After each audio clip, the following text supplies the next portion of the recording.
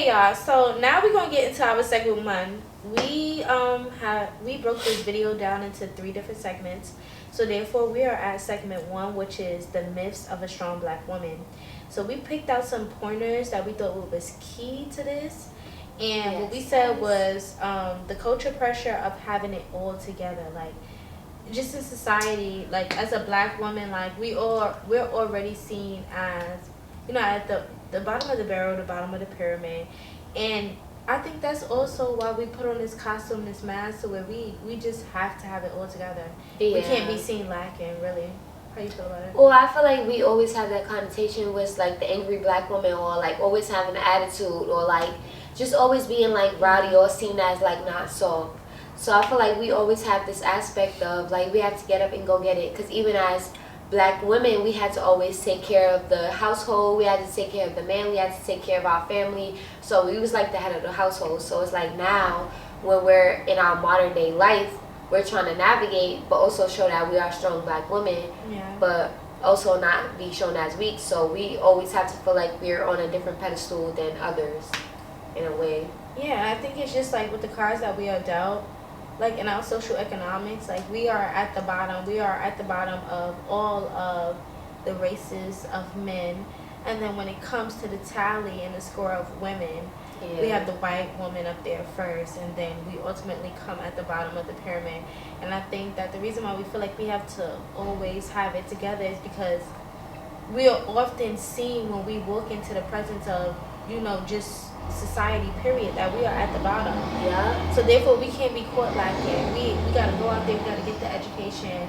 We have to make sure that when we have children that we're raising them a certain way, we're raising them in strength. And there's no room and no space for being this weak woman, because the world expects so much of you and expects you to present it in strength. And I think that when we look back to like books where they're talking about slavery, and they're talking about the black woman being abused and used, and you know, just for all of her value, the black woman holds a lot of value. She is golden. But does the world treat us like gold? No, not necessarily. So therefore we have to show up and exude gold in order to obtain it. Yeah. And that's what it is. It's really that we just have to work triple times as hard as the average person. Not double, maybe the black man has to work double, but the woman has to work triple time as hard. She has to look good. She got. And it's like we the foundation. So why do we feel like we have to work so hard? Because without a woman, would they even be? What would it be? Like, so it's like we feel like we have to work triple because we do, but realistically we shouldn't have to work as hard if we're the foundation that needs for the world to birth. We give birth to so many things, and any woman of any race and ethnicity can give birth. But the black woman gives birth to trauma that ultimately changes into triumph. We watch our young boys and girls every day grow up to be something special, something beautiful, strong, power, indignative. It's just so much that a black woman installs and embeds in the world. And I think that having it all together, that social norm, it pushes us to just be stronger and more powerful women. Like, we can't show up anything less than what we believe we are. We have to always be ahead of every step. We always have to think better, put a smile on our face, because you know they be saying that we got that resting, that face right there. That resting bitch. So now we gotta try to walk with a smile a little bit. Well, I don't walk with a smile, but I walk with a smirk. Life as well. But it's just, I just feel like that's just something we have to do. Like, it's a standard. And I feel like we're looked at as bitter. And, I don't know. So I feel like we have to show up more than essentially a man would in a certain type of way.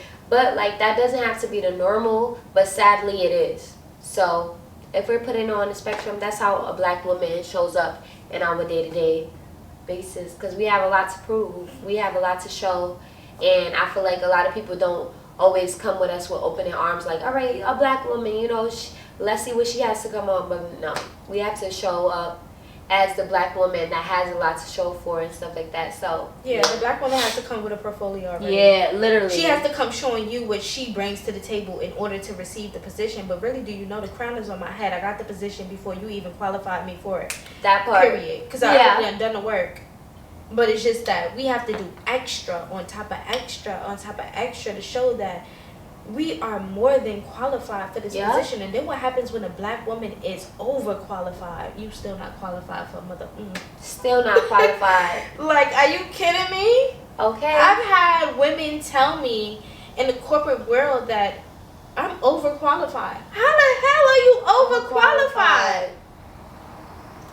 Like, what? You just don't want this face, this skin in that position. I'm sorry. Yeah. And that's all that it comes down to. That's all it comes down to. Overqualified. Like, so why am I not qualified to do enough? Like, what is the overachieving? Like, what's going on here? That because you do not want to put a different power on a different face. Yeah, that's what it is. You want that normality of what you sweeping, what you keep to be with the for face your that company. You had exactly. With. You want to keep the face to that company, but the trajectory changes when this skin gets on the face of the company. Okay. And it's no longer anything that you can control. It's liberated now. Yeah. Because I brought freedom to it. I've birthed this. Like, it's so different. Yeah. So I think that's what it is. Like, but it's okay. I do feel that. Mhm. So now, let's switch over to how emotional independence becomes survival, not preference. I feel like more so because as women, we're supposed to already be seen as like, we can't be lazy on our ass or like laid back and chill and like soft. How we like now it's a thing where we're normalizing a soft woman, but maturing is growing up realizing that we didn't have that like soft woman back in the days. We just had that woman that we had to be. Yeah, that we had to be. So it's like we're trying to break generational curses, or we're trying to change the trajectory. Like, a woman doesn't have to be like less than or not worth as much as anything else you have seen, whether it's a male or whatever it is. But like, I feel like we just want to abstain that high key, like that high maintenance, or like to be at the top, because I feel like people look at us as other than what we need to be looked as. So yeah, and I feel like that's why it becomes survival. Survival is, in an instant, in a matter of where you do what is necessary in order to achieve, And I think that that's the black woman. We do what is necessary in order to achieve this. The respect, as we're talking about this whole topic, whether we could just settle for being loved, or can we also settle for being respected as well. And I feel that the survival tool of it is to know that although I am doing this job for you, just know that I need to be respected while doing this thing for you, because I hold value, I hold weight. I bring something to whatever room I step in. I shift an atmosphere, and I am not just a sheet of paper that you're going to write on and you can control and form and conform to what you truly believe in. But a black woman with values is a black woman with power. And I think that as the question runs back to how emotional independence became survival, is because I often had to rely on what I felt in every room that I stepped in, whether I felt unvalued, inadequate in front of the crowd. I think that that's what it is. It has become my survival tool, because it was the one thing that helped me navigate how and when I would move and shift in a room. It was your reliance, your emotions, and a woman relies on her emotions. And that's how she chooses to navigate through society, period. And that's why some women who are emotionally imbalanced, we often have the tendency to move in behaviors that are not appropriate to society, as opposed to a woman that is emotionally intelligent and can now navigate with power and dignity and integrity. It's two different fields, two different ways. But I think that it becomes our survival tool, because that is our superpower. It is our strength there. The things that we feel we are most likely to take action in And I think that's what it is for me. I know one thing, if I feel it and I got confidence in what I feel it, I'm going with it. I don't care who say no. You said no, bye with your behind. Never cared. I never cared. I'm going with it. It is what it is. So I think that's what it is. It's just, it's that fuel for a woman, period, our emotions. Yeah, and I feel like it's the feat to fight back. Like, I feel like women are emotionally like driven. I feel like a lot of people have that stamina on us where it's like we're emotionally driven, so we cannot handle our emotions and also be responsible with our emotions. But really and truly, that's not true. The two can be true. Like, we can also be emotional and responsible with our feelings. So I feel like, because I feel like with a man, they give it logic and reason and this and that. But with women, it's giving emotions, crying, being sensitive, being soft. And no, it could be, all can be true. With a woman, it just takes deep introspection. And I think with a man is that the introspection is already taken before the choice is making. That's why it's called logic.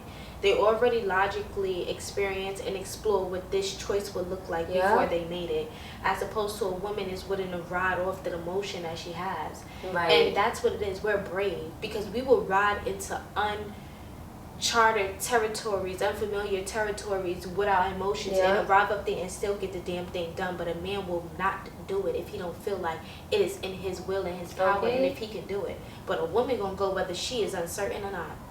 And that's what I love about the black woman, is that she is going to show up, she's going to show out, and she is going to make you see and believe in her vision. Point blank, period. And that's just that. Yeah.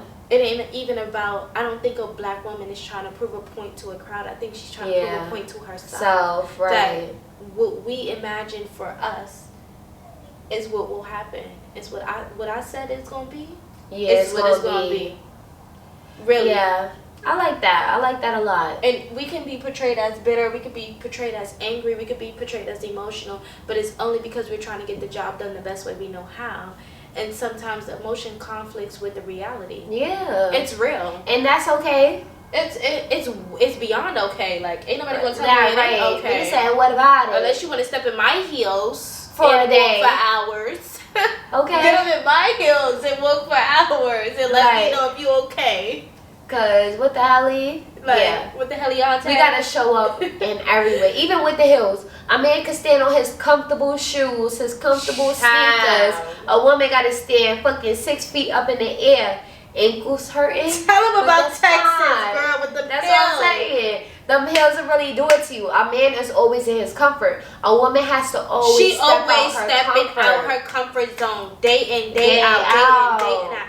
These men go by what they know, and that's why it's called logic, because they know what is logically feasible for them. But a woman is willing to challenge her logic and her feasibility. She willing to go and challenge that and conquer over that. Like, no. Even if she busts her ass a couple times. You're doing something bigger now. Yeah. Oh, you settled for that last time? Let's go bigger. Yeah. And I think that's why women grow in love and men remain in love. Yeah. They remain in love with what they thought love was, but women grow in love because they get hurt, they get back up, and they try something new, and they put their heart back out there on the line. But when a man is hurt and he been droughted out, he will never be the same to another woman. So he kind of like shields himself and closes himself off. As opposed to the woman who puts his guard down. Throw her heart out there every time. And she gonna learn something new every time. And she gonna upgrade every time. And like, even if she look low down that time, she gonna be up 10 the next time. Like, it never mattered. They never cared. Women compete with women because they know it's more competition and it's more to prove. Yeah. If I ever tried to be in competition with a man, I would laugh. And I'm not saying that because I think anything less of a man, I think of us as equals, but I do feel like the woman puts herself out there more. And upgrades more, grows faster, matures faster. They say a woman is more mature than a man, but I think it's because she will allow herself to experience more before the man would. Well, he would allow himself to rely on logic. So now it says, the problem with being seen as unbreakable. the problem. What's the problem with being seen as unbreakable? Yeah, that's what I'm trying to I say. think maybe some people would just see you as some people like, oh, you the strong one. Yeah. I think that's the one. Because I think that's what it is. Because that's what I hear when I see that. Like, oh, you the strong one. You the one capable or whatever. I can't stand that title. Yeah. Like, you the strong one. Like, girl, I cry every day. Like, I cry like you. I just handle it differently than you. And plenty of scenarios I've been told that, like, don't nothing really shake you too much. But I be looking at people like, are you sure? Like, I be shaking. But like, it's just like what I choose to show you. It's really what I choose to put out on the forefront. And I think that stems back to that first point of having to have it together. It's not that I feel like I gotta have it together for anybody, but it's the fact that I owe it to myself to have it together. Because I owe it to myself to be able to upgrade and grow and bloom in wherever I was planted. Whatever I'm going through right now that make me feel any feelings of inadequacy, like a can or any type of confliction, I know that's just a moment. Yeah. I just think that it's like you said, it's what you choose to show, and I think I try to show my vulnerability, but my strength comes out even when I'm showing vulnerability, because vulnerability is a strength.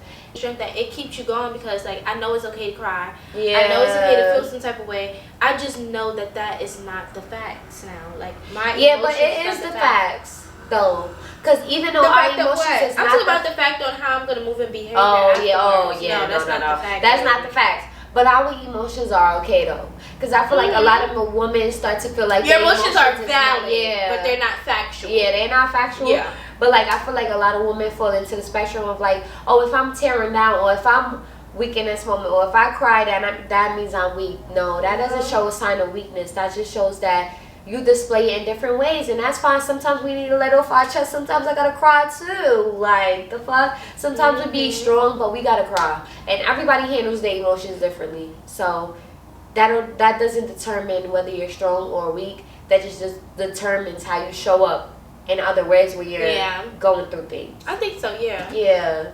I think so. Because I'm a crybaby. I could be a crybaby. Yeah, I'm a crybaby. Like, I'm gonna cry about it. I'm gonna cry about it. I'm gonna praise about it. I'm gonna pray about it. Then I'm gonna go into praise and worship.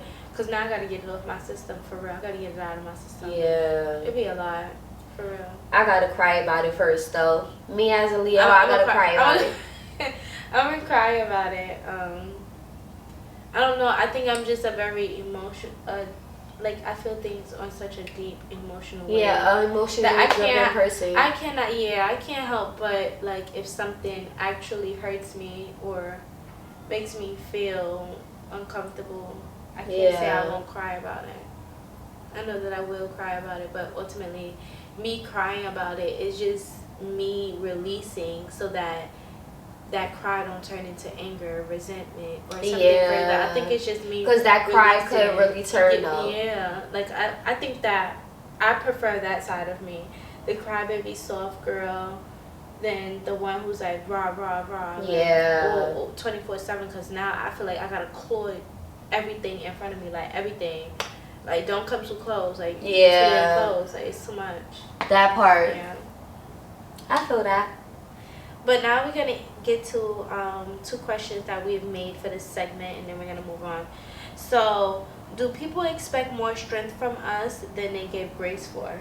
Like, as a black woman as well, we are not given as much grace for the things that we experience or the things that we have to do. Like I said, the black woman is at the bottom of the pyramid, is at the bottom of the pedestal. There's a lot of work that we have to do. We have to work triple times harder. We have to not only get the first degree, the second degree, but we need the third and the fourth in order to be qualified. And at some point of your life, you just might be called overqualified, and you still might not get the job that you want. So with that being said, back to the question, we're not given enough grace. Yeah. I feel that for the things that we put on the line, the things that we sacrifice, the things that we choose over just living a normal life as a girl in her 20s, the things that we put over, like me and you should be out right now somewhere at a club. That's what I'm saying. Fucked up. Like just like I can't explain it like with the other girls, like what a white girl what's would the be norm? doing right now. Would be fucked up off her parents' dime right now. Okay. Acting a fool. Buying drinks for the whole crew. Everybody, you. And you better sleep at my mansion tonight too. Like it's just yeah. I think for as much as we take on, as much as we do, as much as we expect also for ourselves, because I'm not going to only make this a battle between us and society, but it's also a battle within a woman in herself, the black woman in herself, because we want to be so much more than what we portrayed as, and it's so hard to rise above what you are already seen at, what you want to be seen at, and what you ultimately want to be seen at. And historical circumstances, because this is made beyond us. It's like, this is beyond us. This is from where we started, we rooted in. We just trying to continue on whatever and fix whatever we could do. Yeah. But like, we're trying to fight between what was already set in stone at this point. It's a lot. I just feel like we're not given enough grace, because grace is allowing that person or that thing to just be. Yeah. Accepting that that's what it is, that's where they are, and just having hope for the future that they or that thing will get better, it will grow. Yeah. So I don't think that black women have that